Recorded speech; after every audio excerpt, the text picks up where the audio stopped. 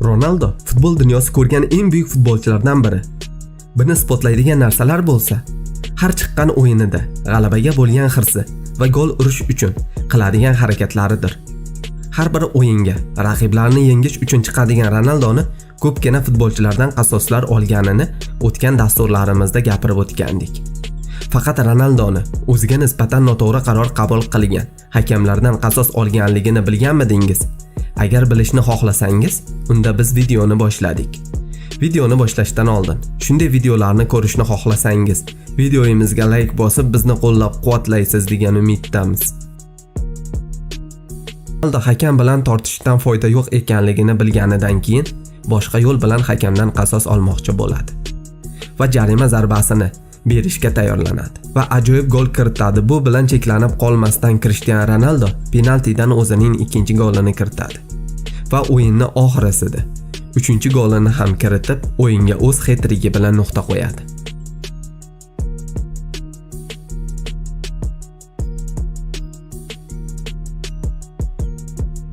Real Madrid va Liverpool jamoalari o'rtasidagi o'yindagi bo'lgan holat ancha vaqtgacha gapirildi. Sababi o'yinning o'rtasida jarima maydonchasi ichiga kirgan Ronaldo himoyachining qo'polligidan yiqiladi. Shu sabab hakamdan penalti kutadi. Faqat hammasi boshqacha bo'lib, hakam unga sariq kartochka ko'rsatadi va Ronaldoni shok holatga tushirib qo'yadi. Yana har doim bo'lganidek, hakamning noto'g'ri qarori Ronaldoni yanada hirslantiradi. Penaltisi berilmagan portugaliyalik yulduz o'sha voqeadan 3-4 daqiqa o'tib, to'pga boshi bilan zarba berib, o'z golini kiritadi va hakamdan shunday o'z qasosini oladi.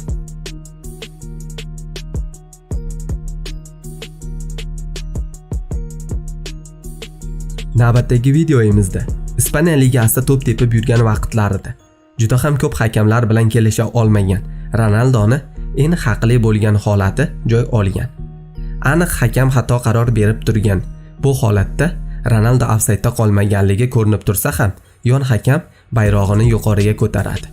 Bu holatdan jahli chiqqan Ronaldo har doimgidek hakamga o'zini ko'rsatib qo'yishga ahd qiladi va raqib darvozasini bunday super goli bilan ishg'ol qiladi va jamoasining ilk goliga o'z imzosini qo'yadi. Faqat yaxshigina ishtahasi ochilgan Ronaldo ikkinchi va uchinchi gollarini kiritib, hakamdan shu yo'l bilan o'z qasosini oladi va o'yinni o'z hat-trigi bilan tugatadi.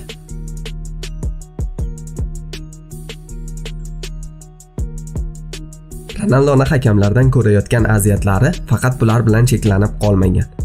Barselona bilan Real Madridni qarshilashmasida Ronaldo bu vaziyatda jarima maydoni ichida yiqitilmoqda va Ronaldo penalti xohlamoqda.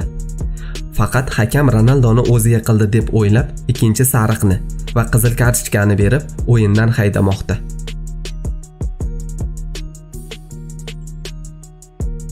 Ronaldo Real Madrid formasini kiyar ekan. Eng ko'p shikoyat qiladigan holatlardan biri albatta hakamlarni har doim Barselonaga yon bosishidir. Bu holatda ham himoyachi Ronaldoni yiqitganligi va hakam o'yinni hech narsa bo'lmagandek davom ettirganiga guvoh bo'lishingiz mumkin.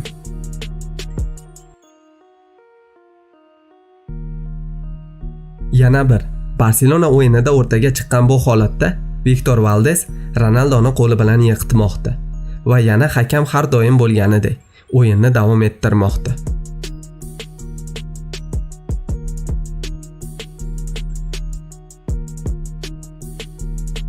Ronaldoni hakamlardan olgan qasoslarini birgalikda ko'rdik. Sizningcha kim haqsiz? Ronaldomi yoki hakamlarmi? Shu haqida sharhlarda o'z izohingizni qoldiring. Doimo sog' salomat bo'ling. Keyingi videolarda ko'rishguncha